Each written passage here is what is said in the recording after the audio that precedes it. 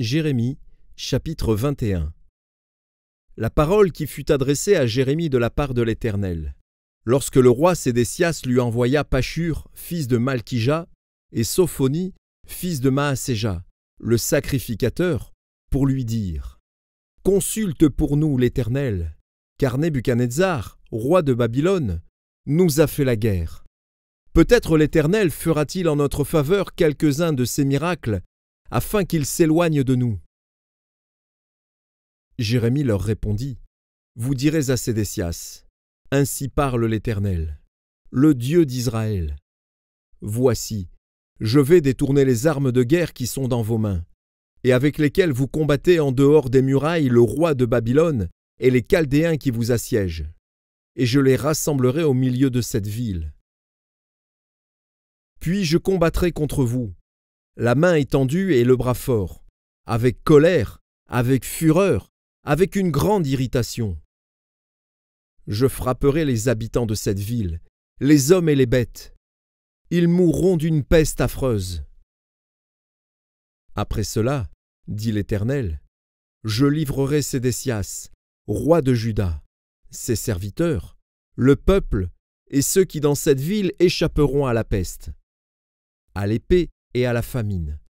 Je les livrerai entre les mains de Nebuchadnezzar, roi de Babylone, entre les mains de leurs ennemis, entre les mains de ceux qui en veulent à leur vie.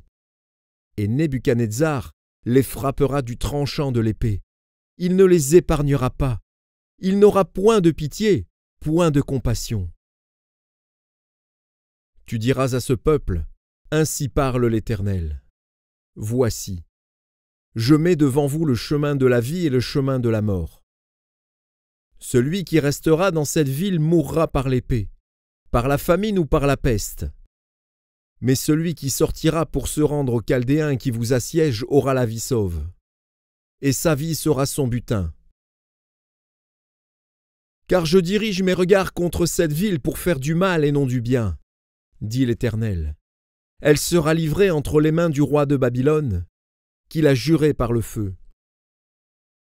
Et tu diras à la maison du roi de Juda, écoutez la parole de l'Éternel.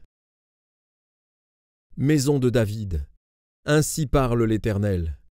Rendez la justice dès le matin, et délivrez l'opprimé des mains de l'oppresseur, de peur que ma colère n'éclate comme un feu et ne s'enflamme, sans qu'on puisse l'éteindre à cause de la méchanceté de vos actions.